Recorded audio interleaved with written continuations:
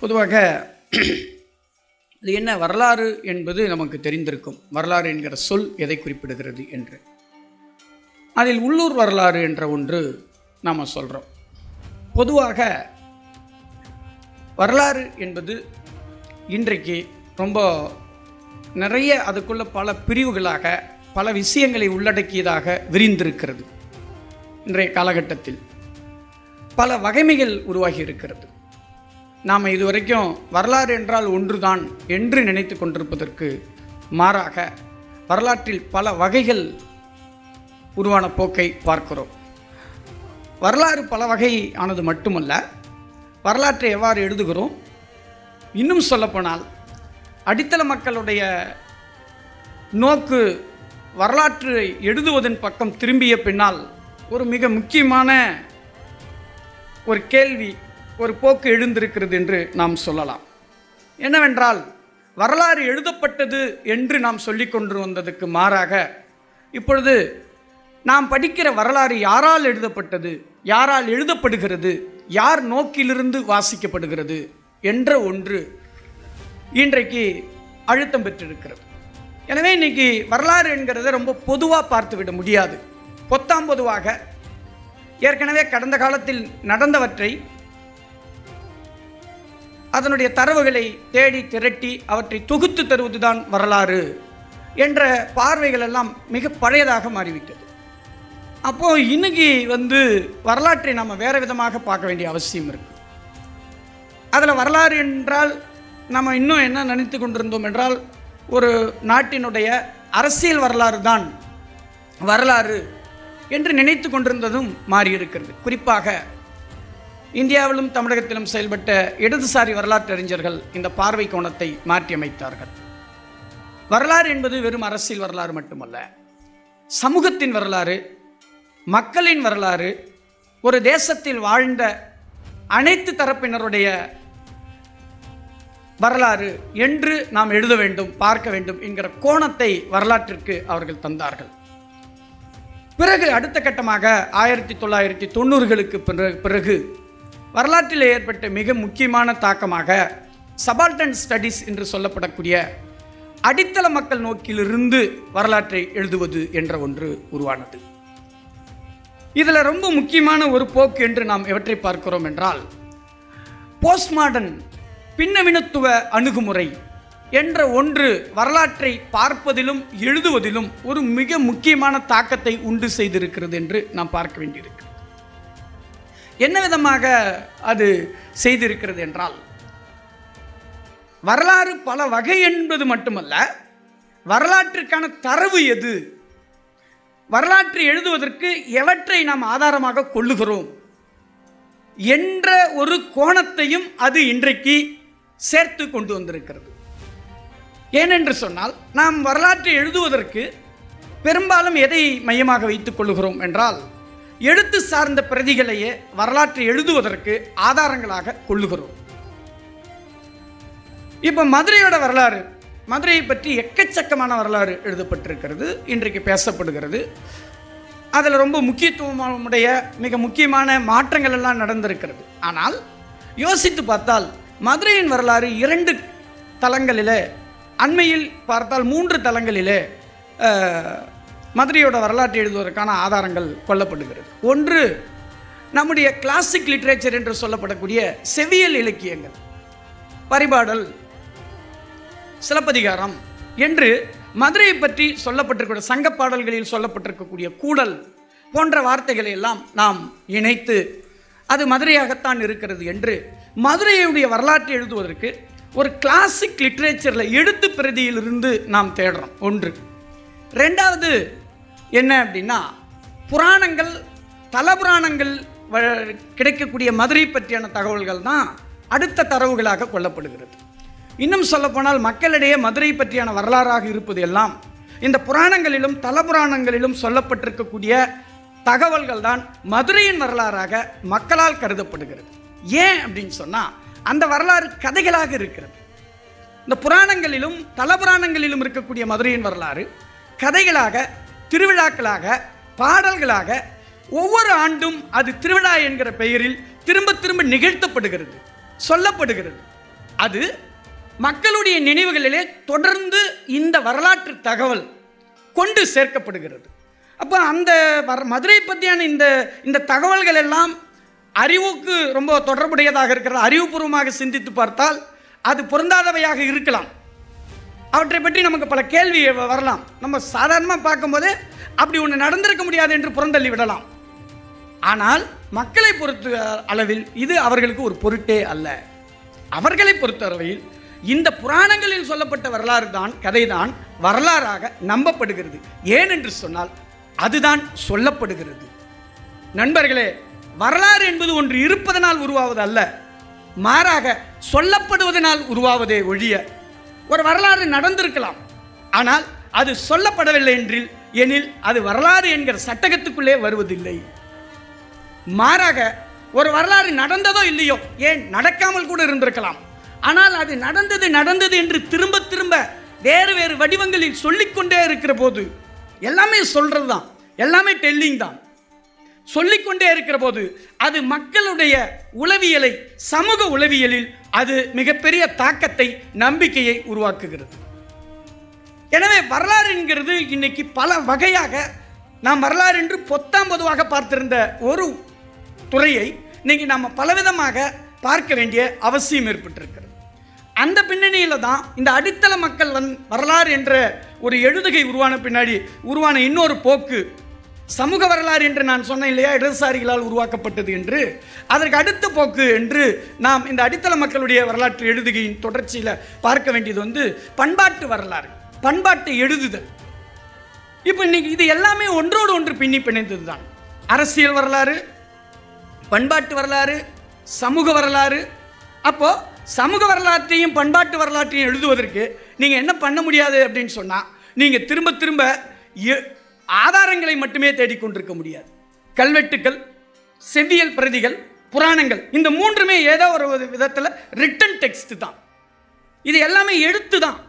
அப்போ ஒரு சமூகத்தின், ஒரு நகரத்தின், ஒரு வட்டாரத்தின், ஒரு பகுதியின், ஒரு தேசத்தின் வரலாற்றை எழுதுவதற்கு நாம் ரிட்டன் சோர்ஸில் இருந்ததிலிருந்து நகர வேண்டிய அவசியம் எப்போ உருவாகிறது என்றால், சமூக வரலாறு எழுதுகிற போது, பண்பாட்டு வரலாற்றை எழுத ஆரம்பிக்கிற போது நமக்கு இயல்பாகவே பண்பாடு என்பது என்ன, மக்களிடையே இயல்பாக புழங்கிக் கொண்டிருக்கக்கூடிய நம்பிக்கைகள், அடையாளங்கள், கதைகள், இவைதான்.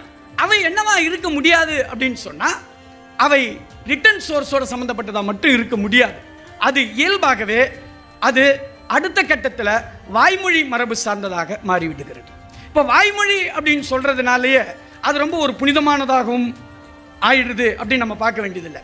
வாய்மொழி ஆதாரங்களை எழுத்து ஆதாரம் பாதிக்கிறது. இப்போ வாய்மொழி ஒன்று உருவாவதற்கு எழுத்தில் இருக்கிற ஒரு கதையை திரும்ப திரும்ப சொன்னால் மக்கள் கிட்ட அது வாய்மொழி கதையாக மாறிவிடுகிறது. அல்லது மக்களிடையே புழங்கி வரக்கூடிய வாய்மொழி கதையாக ஒன்றை நீங்கள் எழுத்தாக மாற்றுற போது அது எழுத்தாக மாறிடுது. எனவே எழுத்து என்கிற ஊடகத்திற்கும் வாய்மொழி என்கிற ஊடகத்திற்கும் இடையிலான இடைவெளி என்பது அவ்வளவு கட்டன் ரைட்டாக, அவ்வளவு தீர்மானகரமாக பிரிந்து இருப்பது கிடையாது. அது இரண்டுக்கு இடையிலே ஒரு கொள்வினை கொடுப்பினை நடத்தப்படுகிறது, நடந்து வருகிறது. இந்த பின்னணியில் தான் நாம் இன்னைக்கு இந்த வட்டார வரலாறு அல்லது உள்ளூர் வரலாறு, இந்த பெயர் கொடுக்கலாம், வட்டார வரலாறு என்று குறிப்பிடலாம். மதுரைக்குன்னு ஒரு வரலாறு அப்படின்னு சொல்லும்போது, நான் திரும்ப சொல்கிறேன், அந்த ரிட்டன் சோர்ஸையை நம்ம நம்பும்போது இந்த மக்களுடைய நினைவுகள் இருக்கக்கூடிய சில விஷயங்கள் எப்படி நம்முடைய வரலாற்று நினைவுகளில் வராமலே போகிறது என்பதை நாம் கவனத்தில் கொள்ள வேண்டியதாக இருக்கிறது. இப்போ நான் ஒரு உதாரணத்துக்கு சொல்கிறேன். 1950களில் மதுரையினுடைய மேலூர் வட்டாரத்தில் காந்தி இயக்கத்திற்காக ஒருத்தர் பணியாற்ற வந்தார். அவர் பேர் ஆனந்த தீர்த்தர். அவர் கேரளாவை சேர்ந்தவர்.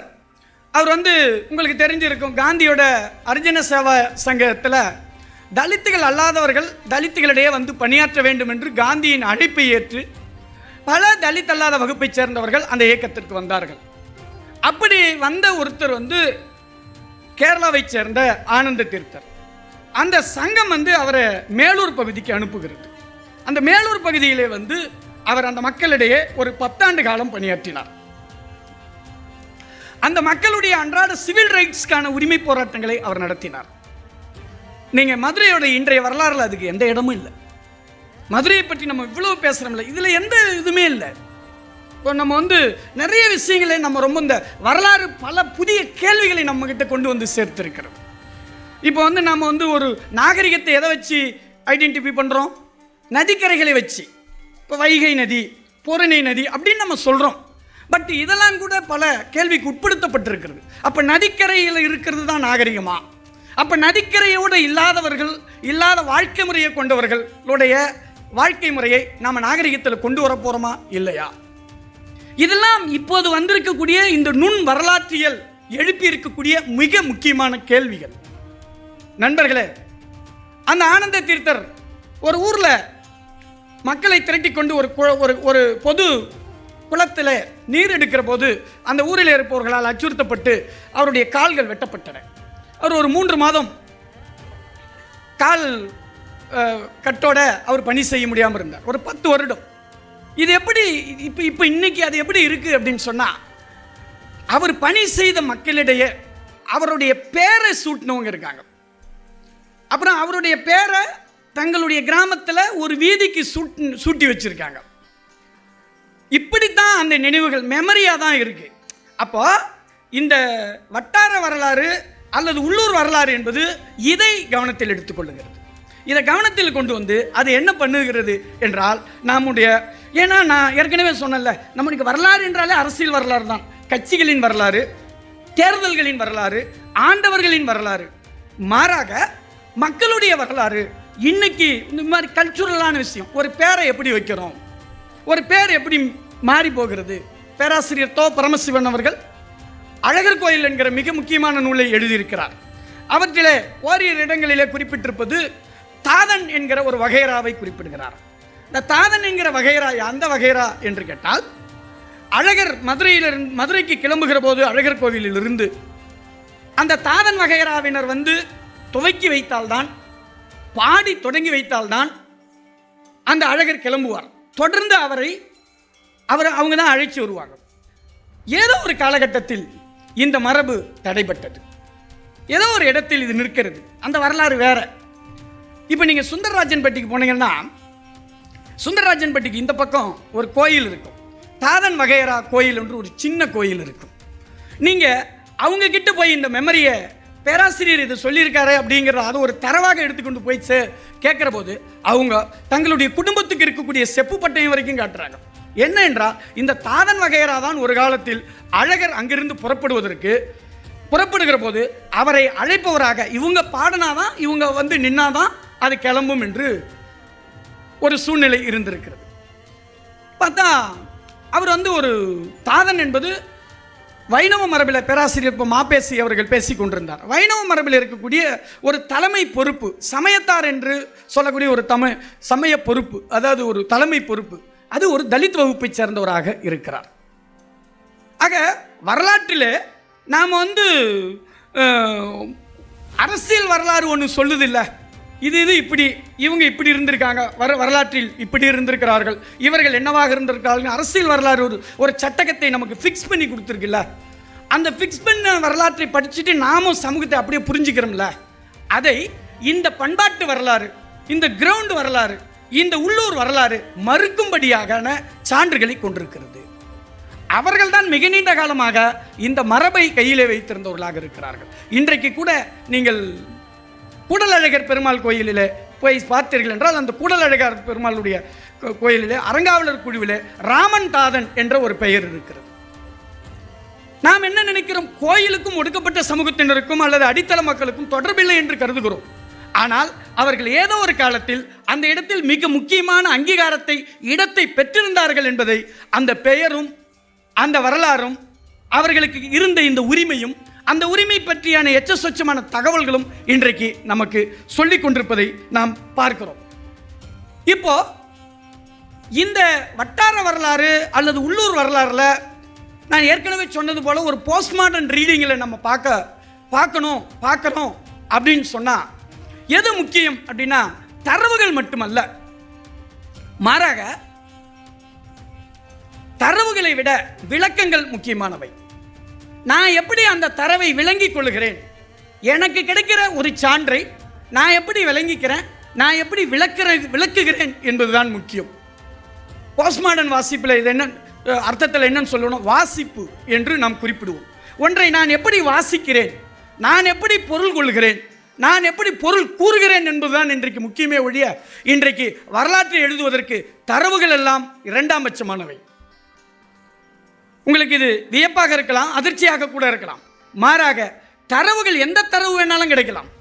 ஆனால் அந்த தரவை யார் வாசிக்கிறார், என்ன விதமான பொருளை கொள்ளுகிறார், அது எந்த தரப்புக்கு எத்தகைய அர்த்தத்தை தருகிறது என்பதுதான் இன்றைக்கு முக்கியமானதாக மாறியிருக்கிறது. அதனால்தான் ஏன் நீங்கள் இது ஒரு வியப்பாக கேட்கலாம். இப்போ ஆளுக்கு ஒரு விளக்கம் சொல்லிட்டா ஒரு ஒரு ஒரு ஒரு ஆதாரம் உங்கள் கையில் கிடைக்குது, அதுக்கு இதுதான் விளக்கம் என்று ஆளுக்கு ஒரு விளக்கம் சொல்லிட்டா, ஆளுக்கு ஒரு வாசிப்பை நிகழ்த்தி விட்டால் அது மனமான போக்கில் ஒரு பொருள் கொண்டதாக ஆகிவிடாதா என்று கேட்கலாம். நண்பர்களே, நம்முடைய வரலாறு அனைத்தும் ஏதோ ஒரு வகையில் யாரோ ஒருவருடைய வாசிப்பாகத்தான் இருக்கிறது. அது தரவுகள் சார்ந்ததாக மட்டும் இருப்பதில்லை. தரவுகள் ஒரு வசதிக்காக தரப்படுகிறது. அந்த தரவுகளை யார் நமக்கு வரலாறாக எழுதினாரோ அந்த தரவுகளை வைத்து அவர் எப்படி அதை சொல்லணும்னு விரும்பினாரோ அப்படியான அர்த்தத்தை தான் நாம் இன்றைக்கு படித்துக் கொண்டிருக்கிறோம். தமிழிலே உரையாசிரியர் மரபு என்று ஒன்று இருக்கிறது. உரையாசிரியர் என்பது என்ன? இந்த பாடலுக்கு இதுதான் பொருள் என்று ஒரு உரையாசிரியர் எழுதுகிறார். ஒரு 10 ஆண்டு காலம் இன்னொருத்தர் அந்த பொருள் பொருந்தாது, இதுதான் பொருள் என்று இன்னொன்றை சொல்லுகிறார். ஒரு பாடலுக்கு ஒன்றுதான் பொருள் என்று சொன்னால் அது ஏன் மறுக்கப்பட வேண்டும்? அதுதான் வாசிப்பு. அது அவருடைய வாசிப்பு, இது இவருடைய வாசிப்பு. நம்முடைய இலக்கியங்களை அடிப்படையாக வைத்துக்கொண்டு நாம் இதுவரைக்கும் பெற்றிருக்கக்கூடிய அறிவு, புரிதல், வரலாறு எல்லாமே ஏதோ ஒரு வகையில் யாரோ ஒருத்தர் செய்த வாசிப்பின் அடிப்படையிலானதே ஒழிய அது ஆதாரங்களின் அடிப்படையிலானது மட்டுமில்லை என்பதை நீங்கள் புரிந்து கொள்ள வேண்டும். இந்த மாதிரி நிறைய தரவுகள், நிறைய விஷயங்களை நாம் சொல்லிக்கொண்டே போகலாம். இறுதியா நான் ஒருத்தரை பற்றி உங்களிடையே சொல்ல விரும்புகிறேன். என்னன்னா, மேலூருக்கு அருகில், இதுவும் ஒரு வஞ்சி நகரம் என்கிற ஒரு ஊரில் 1980களின் இறுதியில் ஒரு கிராமத்தில் ஒரு சாதாரண மனிதர், அவர் ஒரு எம்ஜிஆர் ரசிகர், ஒடுக்கப்பட்ட வகுப்பைச் சேர்ந்தவர். அவர் அந்த ஊரில் ஒடுக்கப்பட்ட மக்களுக்கு எந்த சிவில் உரிமைகளும் இல்லாமல் இருந்தது. ஆனால் ஒரு கட்டத்தில் இவங்களுக்கு ஒரு சின்ன பொருளாதார பலம் வர்ற போது அந்த ஊரில் கல்குவாரி எடுக்கிறவரா அவர் மாறுறார். பிறகு ஒரு பொருளாதார வசதி வந்த பின்னாடி ஊரில் ஒரு மாதிரி ஒரு சுயமரியாதையோடு இருக்கணும்னு ஒரு விருப்பம் வரும் இல்லை, அந்த விருப்பத்தின் அடிப்படையில் அந்த ஊரில் இருந்த சைக்கிளில் போகிறதுக்கு இருந்த தடையை எதிர்த்து போராட்டம் பண்ணுறது, குளத்தில் தண்ணி எடுக்கிறதுக்கு இருந்த தடையை எதிர்த்து போராட்டம் பண்ணுறது, இது மாதிரி சாதாரண சிவில் உரிமைகளுக்கான பிரச்சனைகளை கையில் எடுத்து அவர் சின்ன சின்ன அளவிலான போராட்டங்களை நடத்தி வந்தார். ஒரு கட்டத்தில் அந்த ஊரில் இருக்கக்கூடிய ஆதிக்க வகுப்பினரால் மிக கொடூரமான முறையில் 1987ஆம் ஆண்டு அவர் கொல்லப்பட்டார். அவரோட பேர் வஞ்சி நகரம் கந்தன். நீங்கள் தமிழ்நாட்டினுடைய மொத்த ஜாதி எதிர்ப்பு வரலாற்றில் நாம் ஜாதி எதிர்ப்பு அல்லது அடித்தள மக்களுடைய வரலாறு என்று யாரை வச்சிருக்கோம்னா, பெரும் இயக்கங்கள், பெரும் தலைவர்கள், பெரும் சொல்லாடல்கள், பெரிய கூட்டத்தை கூட்டியவர்கள், இப்படி வச்சிருக்கிறோம். ஆனால் இங்கே என்ன நடந்திருக்கு அப்படின்னா, ஒவ்வொரு வட்டாரத்திலும் அடித்தள மக்களிடையே அந்தந்த வட்டார பண்பிற்கேற்ப, வட்டார சூழலுக்கேற்ப ஒரு எதிர்ப்பு, ஒரு நெகோசியேஷன் நடந்திருக்கு. அதில் சில நேரங்களில் வெற்றி பெற்றிருக்கிறார்கள், சில இடங்களில் தோற்று இருக்கிறார்கள், சில இடங்களில் காம்ப்ரமைஸ் ஆகிருக்கு. இந்த மாதிரி இது எல்லாமே வரலாறு தான், இது எல்லாமே அனுபவங்கள் தான். இந்த அனுபவங்கள் இன்றைய பெரும் சொல்லாடலாக இருக்கக்கூடிய வரலாற்றுக்குள் கொண்டு வரப்படுவது கிடையாது. இப்போ அவர் கொல்லப்பட்டார். கொல்லப்பட்ட பின்னாடி 2 விஷயத்தை அவரை வச்சு நான் சொல்ல விரும்புகிறேன். அவர் மார்க்ஸ், அம்பேத்கர், பெரியார் இவருடைய புக்குகள்லாம் படித்தவர் இல்லை. அவர் சொல்லப்போனால் சாதாரண எம்ஜிஆர் ரசிகர். ஒரு மனிதனுக்கு இருக்கக்கூடிய ஒரு இயல்பான தன்னுணர்ச்சியின் அடிப்படையில் அவர் அந்த ஊரில் சில போராட்டங்களை தொடங்கினார். அப்புறம் மக்கள் அவர் பின்னாடி வர்றாங்க. அப்புறம் அவர் கொல்லப்பட்டார். அப்போ ஒருத்தர் உருவாவதற்கு வெறும் தத்துவங்கள் மட்டுமே காரணம் என்று நாம் ஒரு வரலாற்று ரீதியாக ஒன்று பயின்று கொண்டிருக்கிறோம்ல, அது இல்லை அந்த இடத்துல. ஒன்று. 2வது, அவர் கொல்லப்பட்ட பின்னாடி நாம் அவருக்கு பெரிய செலவைக்கல. ஆனால் அந்த ஊரில் இருக்கக்கூடிய மக்கள் இருக்காங்கல்ல, அவங்க என்ன பண்ணிட்டாங்கன்னா, அந்த ஊருக்கு நடுவில் ஒரு நடுகள் மாதிரி வச்சு அந்த நடுகளில் அவருடைய படத்தை வரைந்து அவர் இறந்த நாளில் ஒவ்வொரு ஆண்டும் ஊரில் இருக்கக்கூடிய கிராம மக்கள் அவருக்கு முன்னாடி மாலை போட்டு கும்பிட்டு போகிறாங்க. மற்ற நாள்களில் ஊரில் நல்லது கெட்டது நடந்தாலோ ஒரு கல்யாண காட்சி நடந்தாலோ அந்த நடுகள் மாதிரியே இருக்கிற அந்த கல்லில் அவர் உருவம் வரையப்பட்டிருக்குல்ல, அதுக்கு முன்னாடி வந்து வணங்கிட்டு தங்களுடைய காரியத்தை தொடங்குறத நம்ம பார்க்குறோம். எனவே இப்போ நீங்கள் இந்த இடத்துல இவர் வந்து ஒரு பெரும் சொல்லாடலுக்குள்ள பெரிய வரலாற்றுக்குள்ள வரல. நீங்கள் ஒரு உள்ளூர் வரலாறு என்ற ஒரு வகைமை உருவான பின்னாடி தான் இந்த விஷயத்தை நம்ம பார்க்க முடியுது. அப்போ இந்த விஷயத்தை பார்க்கறதோடவே நமக்கு என்ன புரிதல் வருதுன்னா, வரலாற்றை நாம் இதுவரைக்கும் எப்படி பார்த்து கொண்டிருந்தோம், எப்படி விளங்கி கொண்டிருந்தோம் அப்படிங்கிற விஷயமே மாறி போகிறது. வரலாற்றுக்கான ஆதாரமாக எவையெல்லாம் கொல்லப்படுகிறது, வரலாறு என்று எவை கருதப்படுகிறது, எது தத்துவம், எது தலைமை, எது எதிர்ப்பு, எது போராட்டம் என்பது பற்றியான டோட்டல் அர்த்தங்களே மாறிவிடுகிறது. நண்பர்களே, இந்தியா முழுக்க இதுதான் நிலை. பெரும் வரலாற்றை தேடுவது ஒரு புறம் இருக்க, இது மாதிரி ஒவ்வொரு வட்டாரத்திலும் ஒவ்வொரு பகுதியிலும் அந்தந்த சூழலுக்கேற்ப பகுதிக்கேற்ப போராட்டங்களை நடத்தி மக்களின் நினைவுகளில் பலரும் இருக்கிறார்கள். அந்த அனுபவங்கள் தொகுக்கப்பட வேண்டும். அந்த அனுபவங்கள் தொகுக்கப்படுவதற்கு இந்த உள்ளூர் வரலாறு என்கிற ஒரு வரைவியல் மிக முக்கியமானதாக இருக்கிறது என்று நான் நினைக்கிறேன். இன்னும் நிறைய இந்த தகவல்களை சொல்ல முடியும். சைக்கிளில் செல்வதற்காக ஒரு கட்சி ஆரம்பித்த வரலாறு நம்முடையது. இது வைக்கம் போராட்டத்தின் நூற்றாண்டு. அது ஒரு மிக முக்கியமான வரலாறு. அதே போல 1924ஆம் ஆண்டு சென்னை மாகாண சட்டப்பேரவையில் பொது சாலைகளும் பொது கிணறும் பயன்படுத்துவதற்கு அனைவருக்கும் உரிமை உண்டு என்று ரெட்டமலை சீனிவாசன் ஒரு தீர்மானம் கொண்டு வந்து அது ஏற்கப்பட்ட நூற்றாண்டும் இந்த நூற்றாண்டு தான். இது 1924. இது மாதிரி ஒரு பெரிய விஷயங்களை நாம் பேசி கொண்டிருக்கிற போது காரைக்குடியிலே சட்டை போடுறதுக்கு உரிமை வேண்டி ஒரு கட்சி நடத்தப்பட்டிருக்கிறது 1934. அது காந்தியாரால் இருக்கப்பட்டு, இது எல்லாம் இந்த பெரும் வரலாற்று நூல்களிலே இருப்பதில் கிடையாது. இவையெல்லாம் நீங்கள் வட்டார ரீதியான வரலாற்றை தேடுகிற போது தான் கிடைக்கக்கூடிய ஒன்றாக இருக்கிறது என்கிற வகையில் வரலாறு என்பது நான் சொன்னது வெறும் அரசியல் தரவுகள் மட்டும்தான். கல்ச்சுரலாக எப்படி இருக்குது, எப்படி ஒரு பேர் வைக்கிறாங்க, என்னென்ன பேர். இப்போ வந்து நான் தினமும் வாகனத்தில் வந்து கொண்டிருக்கிற போது பார்ப்பேன், ஒரு கோயில் இருக்குது. அந்த கோயில் வந்து கொஞ்ச காலத்துக்கு முன்னாடி ஆதி மல்லம்மாள் கோயில்னு இருந்தது. இப்போ கொஞ்சம் கொஞ்சமாக பார்த்தா அந்த கோயிலுக்கு மேலே காமாட்சி அம்மன்ற பேர் வச்சிருக்கு. ஆதி மல்லம்மாள் சின்னதாக இருக்குது. இன்னும் 5-10 வருஷத்தில் ஆதி மல்லம்மாள் என்ன ஆயிடுவா, அந்த பேரே இல்லாமல் அது காமாட்சியாக ஆக்கப்பட்டு விடும். அப்போ ஒரு சின்ன சின்ன வரலாறு, சின்ன சின்ன விஷயங்கள் எப்படி நம் கண் முன்னால் பண்பாட்டு தளத்தில் மாறிக்கொண்டிருக்கிறது. எனவே வரலாற்றில் இந்த பண்பாட்டை ஜாயின் பண்ணி பார்க்கணும், சமூகத்தை ஜாயின் பண்ணி பார்க்கணும் என்கிற புரிதலை இந்த உள்ளூர் வரலாற்றியல் தந்திருக்கிறது என்பதை சொல்லி நேரம் முடிஞ்சு இந்த அளவிற்கு என்னுடைய வாய்ப்பிற்கு நன்றி கூறி முடித்துக் கொள்கிறேன். நன்றி, வணக்கம்.